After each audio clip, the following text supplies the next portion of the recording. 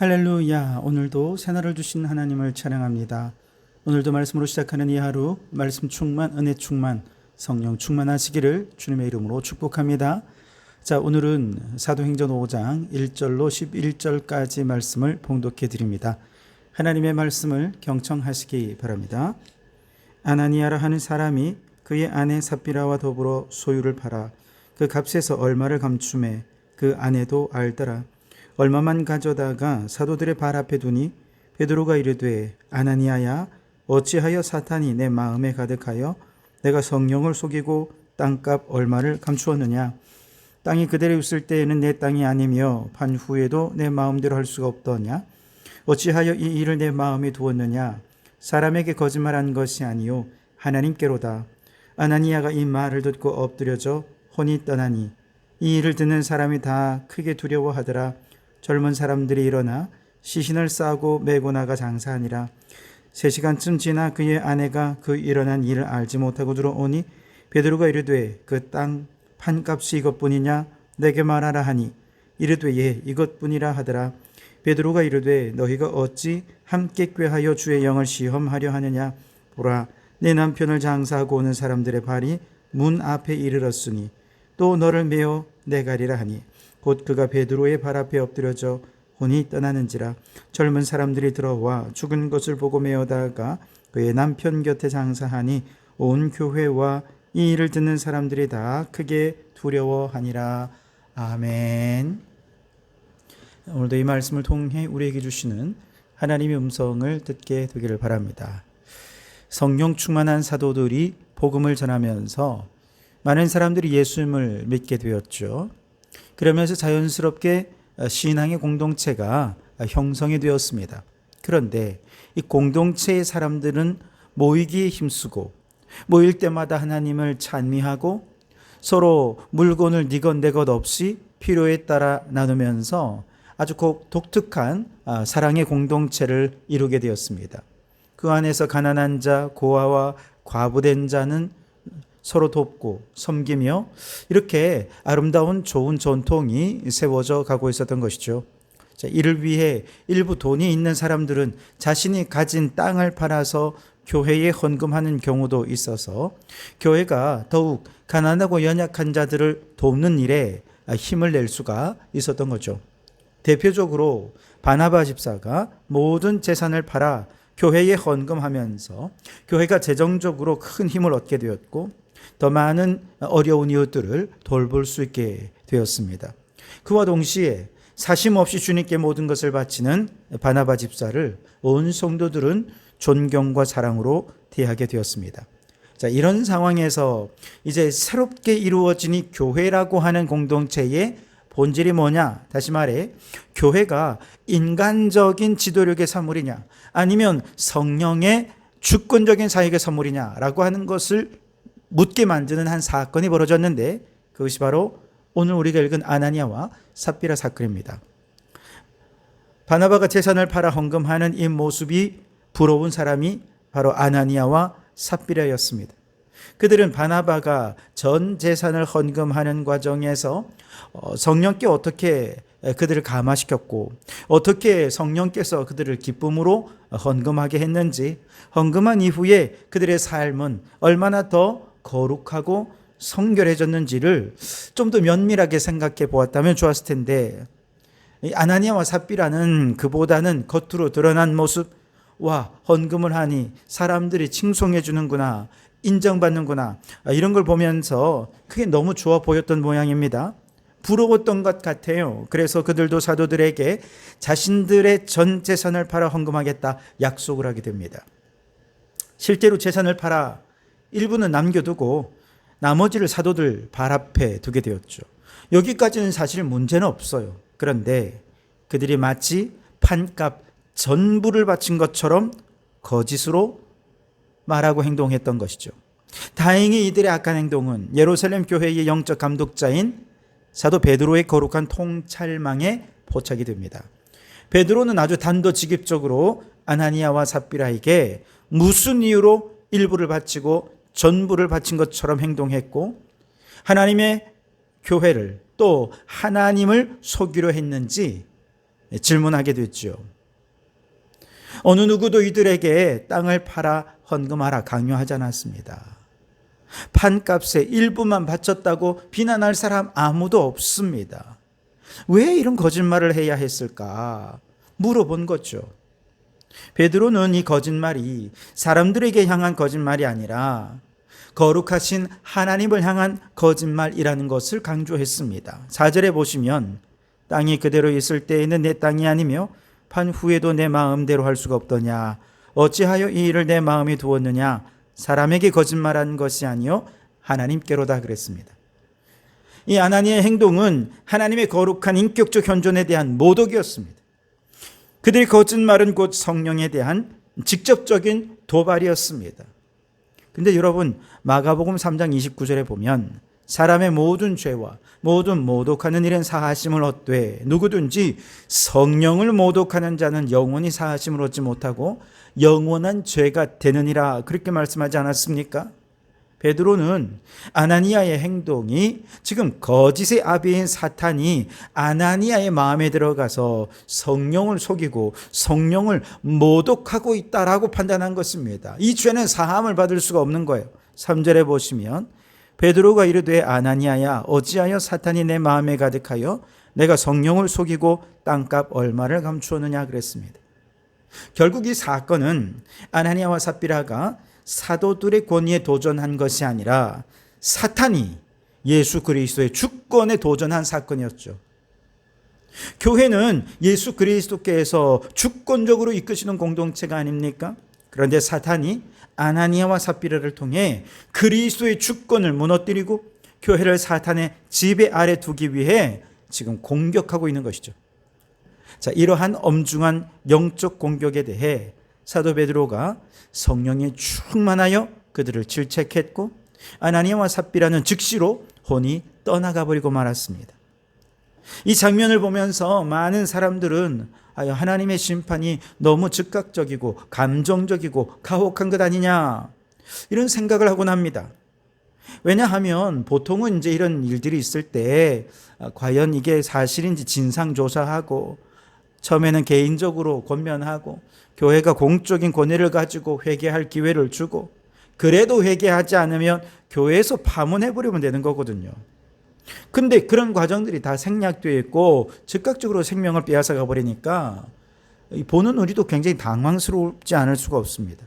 그런데 여러분 조금만 생각해 보면 앞서 말씀드린 대로 이건 성령을 모독하는 사함을 받지 못하는 죄를 범하고 있는 것입니다. 둘째로 베드로가 아나니아의 마음속에 지금 사탄이 가득해서 성령을 속였다 이렇게 판단하고 있지 않습니까?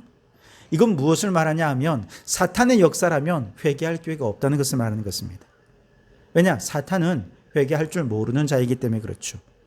생각해 보십시오. 다윗 시대에 사울 왕의 악령이 들어갔습니다. 악령이 들어갔어요. 그리고 그에게 회개할 기회가 있었음에도 불구하고 악령은 결코 회개하지 않았습니다. 결국 전쟁터에서 비참한 죽음으로 최후를 맞이하고 말았죠. 예수님의 제자 가룟 유다도 생각해 보세요. 예수님을 팔려는 마음에 사탄이 들어갔습니다. 결국 예수님을 팔았죠.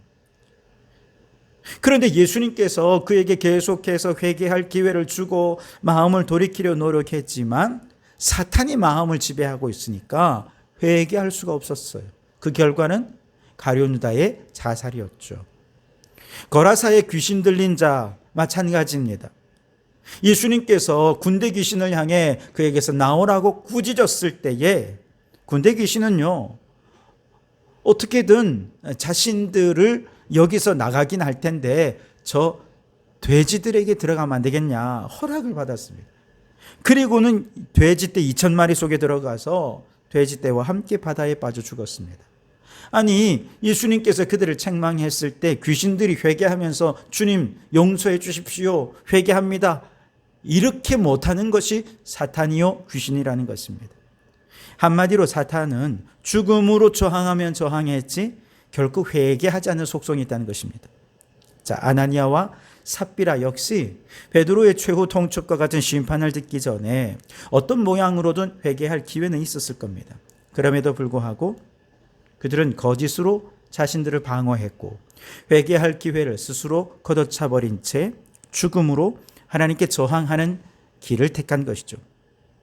이처럼 하나님께 죽을 때까지 저항하는 사탄이 교회 안에 틈탄다면 어떻게 되겠습니까?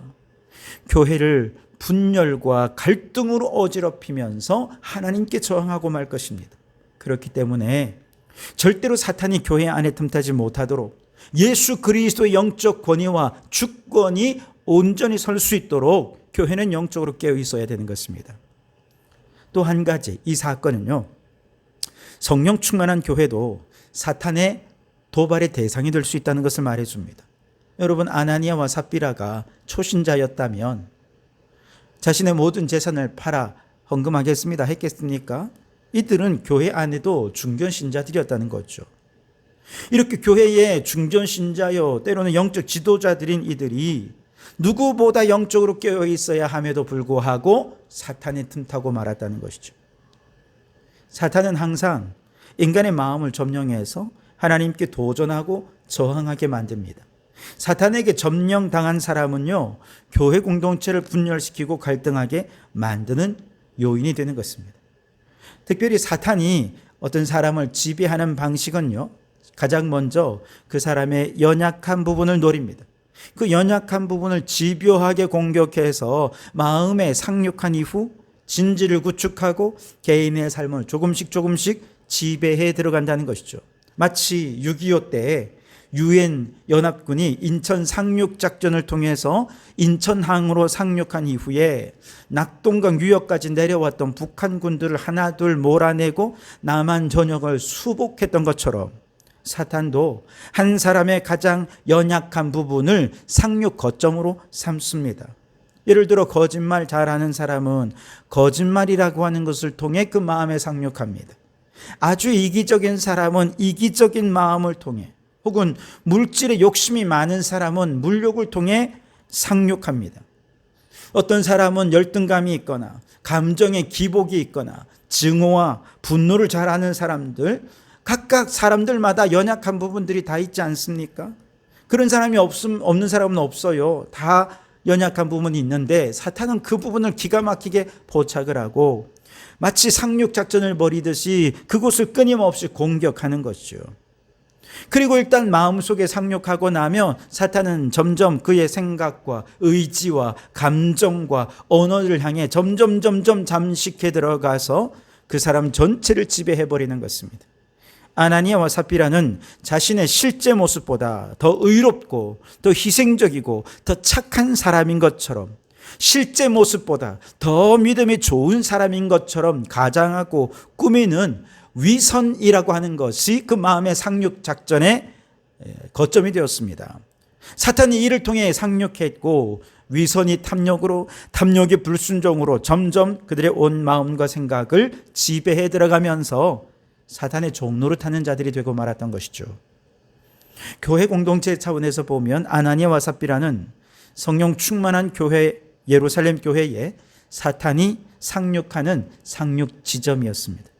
만일 교회가 이들을 사랑이란 이름으로 포용하기만 했다면 아마도 사탄은 아나니아와 삽비라를 통해서 교회 안에 점점 퍼져들어가 교회를 위선 가득한 공동체, 탐욕 가득한 공동체, 하나님께 불순종하는 인간적인 모임으로 변질시켜버리고 말았을 것입니다. 그런 면에서 이 사건은 성령 충만한 베드로와 아나니아와 삽비라를 통해 교회의 상륙작전을 펼치려고 하는 사탄과의 영적 대충돌의 현장이었습니다. 예수님이 주인 되는 공동체와 사탄이 지배하는 공동체 사이에 영적 싸움이었던 것이죠. 여러분, 사탄은 지금도 우리 영혼의 가장 연약한 부분을 상륙작전의 거점으로 지정하고 계속해서 공격해 옵니다. 그러니 여러분, 무릇 지킬 만한 것보다 우리의 마음을 더 잘 지켜낼 수 있기를 바랍니다. 사탄이 상륙할 만한 나의 연약한 것이 무엇인지 스스로를 잘 파악하고 깨달아서 살펴서 사탄이 틈타지 못하도록 영적으로 깨어 있어야 되겠습니다. 말씀과 기도로 깨어 있고 성령 충만함을 잃지 말아야 할 것입니다. 또한 아무리 성령 충만한 공동체라도 사탄이 틈탈 수 있음을 깨닫고 사탄이 절대로 틈탈 수 없는 거룩한 공동체로, 영적 공동체로 올바로 서게 되는 우리 성도교회가 되기를 주님의 이름으로 축원합니다. 기도하겠습니다. 하나님, 오늘도 주의 말씀으로 하루를 시작하게 하시니 감사합니다. 오늘 깨닫게 해주신 말씀처럼 마귀는 우리의 가장 연약한 부분을 상륙지점으로 정하고 공격해 옵니다. 주여, 나의 연약한 부분이 어디인지 깨닫고 사탄이 틈타지 못하도록 늘 깨어 있게 하옵소서. 우리 교회가 성령 충만하게 하옵소서. 그러나 아무리 성령 충만한 교회도, 교회의 중직자도 사탄이 틈탈 수 있음을 깨닫고 교회의 가장 연약한 지체를 가장 존귀하게 여기며 사랑으로 감싸주어 사탄의 공격을 차단하고 성령께서 주도하시는 예수 그리스도의 주권 아래 있는 공동체가 되게 해 주시옵소서. 예수님 이름으로 기도하옵나이다. 아멘.